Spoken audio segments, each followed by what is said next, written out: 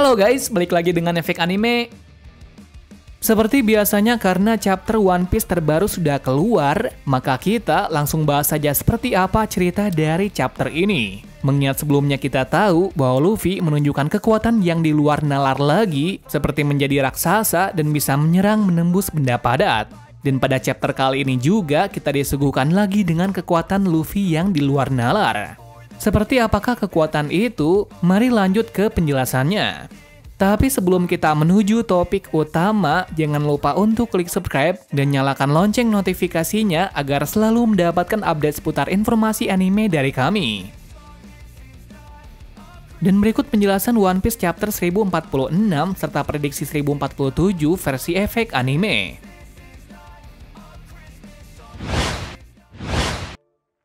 Pada cover page kali ini masih melanjutkan cover page kemarin. Bedanya dari sebelumnya ialah tidak memperlihatkan apa yang dilakukan di lab sebelumnya. Di sini kita bisa melihat di sebuah tempat di Whole Cake Island, di mana terlihat dalam cover tersebut, para penduduk sedang ketakutan melihat dua orang yang sedang mendatangi tempat mereka. Namun di salah satu orang di sana, dengan badan sedikit gemuk tidak gentar sekalipun. Sepertinya dia sudah mengira kalau ada seseorang yang datang. Nah, di situ pula dilihatkan hal aneh lagi, yakni dia sedang berpikir tentang suatu benda kotak seperti diamond. Entah apa yang dipikirkannya saat itu, yang pasti dia mengenali seseorang tersebut. Kemudian yang misteriusnya di sini ialah dua orang yang datang itu. Dilihat dari siluetnya, mungkin kedua orang tersebut sangatlah penting. Kayaknya sih seorang bajak laut. Nah, kenapa kami beropini demikian? Alasannya sudah pasti karena ada sebuah organisasi dan bajak laut sedang mengincar wilayah dari Big Mom. Sudah jelas ada bajak laut yang sedang mengincar sesuatu pada saat pertarungan besar di Wano Kuni. Tepatnya Kurohige pernah menyerukan untuk bergerak ke suatu tempat untuk mengambil hadiah. Lalu apakah hadiah itu? Yap, sudah jelas tujuan dari Kurohige adalah merebut buah iblis terkuat. Hal ini sudah terindikasi karena dia mau memiliki ketiga buah iblis. Dikarenakan saat ini Luffy sudah memiliki 3 tipe kekuatan buah iblis. Sehingga hal ini menjadi acuan bahwa kemungkinan besar Kurohige akan merebut lagi buah iblis dari seseorang. Lalu pada cover page ini, kita ditunjukkan dua orang sedang datang ke Whole Cake Island. Bila itu memang benar dari anggota Kurohige, kita bisa asumsikan dua orang tersebut bisa saja Katrina Devon dan Van Agor. Kenapa bisa begitu? Dilihat dari kaki di sebelah kanan ada 2 lipatan di bagian mata kakinya. Di mana dalam kelompok Kurohige hanya Van Agor saja yang memiliki 2 lipatan celana. Kemudian untuk orang satunya lagi sudah menjelaskan bahwa dia adalah Katrina Devon. Itu sudah terlihat dari bagian belakang sepatunya agak tinggi. Sebab itu kita berpikir bahwa dua orang itu adalah Katrina Devon dan Van Agor. Setidaknya jika bukan Devon, bisa saja Shiryu ataupun Laffy karena mereka berdua juga memakai sepatu seperti itu. Tujuan mereka ke sini sudah jelas untuk mengambil hadiah tersebut, yakni satu poneglyph dan rod poneglyph. Mengingat dalam keadaan seperti ini, Big Mom masih di Wano Kuni. Sebab dari itu, mereka berdua memanfaatkan hal ini untuk menyalin poneglyph tersebut. Bila terjadi seperti itu, maka kemungkinan besar akan terjadi pertarungan besar yang menyangkut Katakuri. So, bagaimana pendapat kalian dengan pendapat tersebut? Mari kita lanjut ke panel utama dari bab ini. Dilihatkan setelah Kaido terkena pukulan tak berlogika dari Luffy, tampaknya dia masih bisa bangkit dan baik-baik saja. Sementara itu, Luffy masih bermain-main dan masih bimbang untuk menamai jurusnya itu. Menariknya di sini, Luffy sudah tidak tertawa seperti sebelumnya, terlihat wajahnya saat ini sudah serius. Hal ini mengartikan bahwa Luffy sudah sadar sepenuhnya atau bisa dikatakan bisa mengendalikan kekuatannya. Jelas saja dari sisi Kaido merasa kebingungan sebenarnya Luffy ini siapa. Seperti biasa, Luffy menjawab dengan lantang bahwa ia adalah Monkey D. Luffy, yang mana nanti ia adalah orang yang melampauinya dan menjadi Raja Bajak Laut. Sedangkan dalam panel selanjutnya, Zunisha mendengar lagi irama yang sangat ia rindukan sejak lama. Zunisha merasa bahwa Joy Boy ada di depan sana, sehingga membuatnya bersemangat. Terasa semua ini sudah ditakdirkan hingga dia berpikir akan percaya kepadanya, maksudnya adalah kepada Luffy. Kembali dari sisi Kaido. Kaido mengatakan ketika tubuh dan pikirannya menyatu dengan kekuatan, maka disitulah kemampuan buah iblisnya bangkit. Ia berpikir kekuatannya itu sangatlah gila, hingga membuatnya senang melawannya selama ini meski kehilangan banyak hal. Tanpa kata-kata lagi, Kaido dan Luffy menyerang satu sama lain secara brutal, hingga terkena pukulan telak masing-masing, seolah mereka tidak akan mengalah sebelum bisa mengalahkan satu sama lain. Dalam pertarungan sengit ini, Kaido sedikit mengecoh Luffy agar membantu temannya. Tetapi Luffy tak menghiraukannya karena ia sudah percaya bahwa teman-temannya bisa mengatasi kebakaran di bawah sana. Panel berganti pada lantai bawah tanah kastil. Kita dilihatkan kebakaran sudah hampir memenuhi ruangan sampai mengenai beberapa orang di sana. Di lantai 1 juga demikian, semua bajak laut hati berupaya membantu semua orang untuk keluar dari ruangan itu. Di bawah juga mengalami masa yang sulit, di mana Robin dan semua orang di sana merasa kesulitan untuk keluar dari lantai ini karena api sudah mulai membakar semuanya.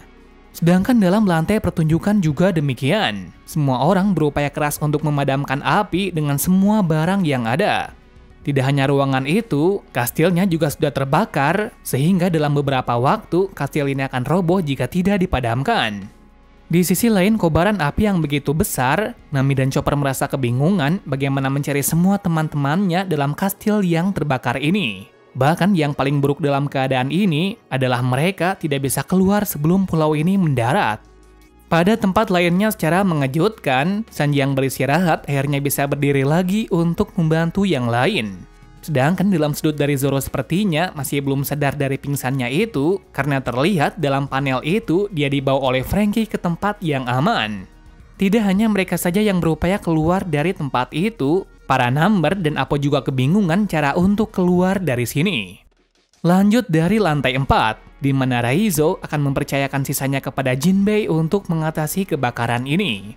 Jinbei menjawabnya dengan pasti bahwa siapa saja yang beraliansi dengan Luffy ia tidak akan meragukannya. Akan hal itu membuat Raizo sangat senang dan berterima kasih kepadanya. Maka dari itu, ia akan mengusahakan segala jurus yang ia kuasai demi bisa melindungi semuanya. Mengingat 20 tahun yang lalu, ia tidak bisa melindungi siapapun termasuk keluarga Kozuki. Sebab dari itu, dia tidak ingin mengulang lagi hal yang sama. Secara mengejutkan dalam kepanikan itu, tiba-tiba saja ada hujan besar menghujani Onigashima. Ternyatanya ini adalah ulah dari Zunisha. Dengan begitu pula, Raizo akan memanfaatkan air hujan ini untuk memadamkan semua ruangan yang ada di sini. Kemudian dengan Jutsu Ninpo Maki Maki no Jutsu, Zonomizu Abi Mizugokoro, Raizo mengeluarkan banyak air ke atas. Di atas dengan sigap Jinbei menarik air ini untuk diarahkan ke lantai bawah. Dengan begitu, api yang ada di sana bisa dipadamkan dan semuanya bisa keluar. Nah, akibat hal itu, semua yang tak tahu apapun di bawah merasa kebingungan dengan air besar menerjang mereka. Dengan begini, kepanikan pun berangsur-angsur menghilang karena mereka sudah menemukan jalan keluar semua. Panel akhirnya kembali ke sisi dari Momonosuke dan Yamato. Di situ, Yamato meminta Momo untuk membuat kembali Homura Gomu dengan tujuan untuk mengantisipasi awan dari Kaido menghilang. Mengingat Kaido sudah mencapai batasnya, dan ini sudah terlihat dari awan di Onigashima yang mulai menipis. Tentunya Momo yang belum bisa melakukan hal tersebut langsung syok, karena dalam kondisi yang genting ini, dia diharuskan untuk mengeluarkan teknik tersebut. Kemudian kita masuk dalam panel terakhir, di mana pada kesempatan kali ini, kita dilihatkan satu hal di luar nalar lagi dari kekuatan dari Luffy. Bagaimana bisa Luffy memegang petir besar seperti tombak yang siap menjatuhkan mangsanya. Entah bagaimana caranya melakukan hal seperti ini, tapi dari panel itu sudah menunjukkan Luffy sudah sama seperti siluet Nika yang memakai tombak. Bedanya Luffy saat ini menggunakan petir sebagai tombaknya. Nah, menariknya lagi, Kaido sangat senang sekali melihat Luffy yang seperti itu. Akhir kata dari panel itu ada tulisan, genggam masa depan dengan tangan itu. Sembari ada kata-kata itu, wajah mereka menunjukkan mimik yang serius, hingga kita bisa mengasumsikan bahwa serangan ini adalah penentu dari pertarungan besar ini. Yo, bagaimana pendapat kalian tentang panel terakhir ini? Bukankah sangat misterius dan penuh misteri? Yaps, bagaimana tidak, dari panel itu menunjukkan Luffy menggunakan petir sebagai serangan intinya. Di mana dari banyaknya cerita One Piece sangat jarang sekali Luffy menyerang menggunakan sebuah senjata, apalagi senjatanya dari alam. Lalu apakah Luffy bisa menggunakan elemen petir dari kekuatan buah iblisnya? Bila kita melihat dari kekuatan buah iblisnya ini, sebenarnya tidak ada hubungannya dengan petir, karena kekuatannya hanyalah berfokus pada elastisitas dan imajinasinya saja. Sehingga kita bisa berpikir bahwa kekuatan seperti petir ini hanyalah imajinasi saja. Jika demikian nampaknya kurang masuk akal, karena tidak mungkin dengan kekuatan imajinasi, dia bisa menciptakan petir seperti itu. Menurut kami, Luffy tidak menciptakan petir.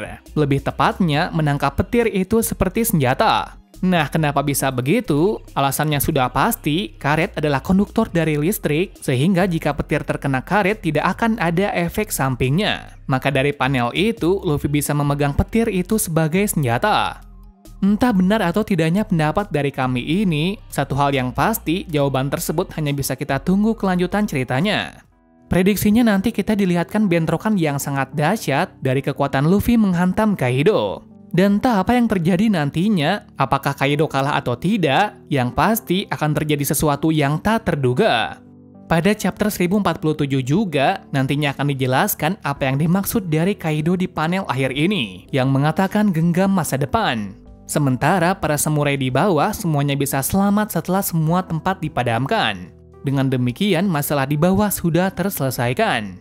Hanya itu saja pembahasan untuk chapter 1046. Kita bisa tahu pada chapter berikutnya sudah mencapai puncaknya. Maka dari itu, Oda meliburkan chapter minggu depan agar para fans berteori liar sama seperti chapter kemarin. Terima kasih sudah menonton video ini dan sampai jumpa di video selanjutnya.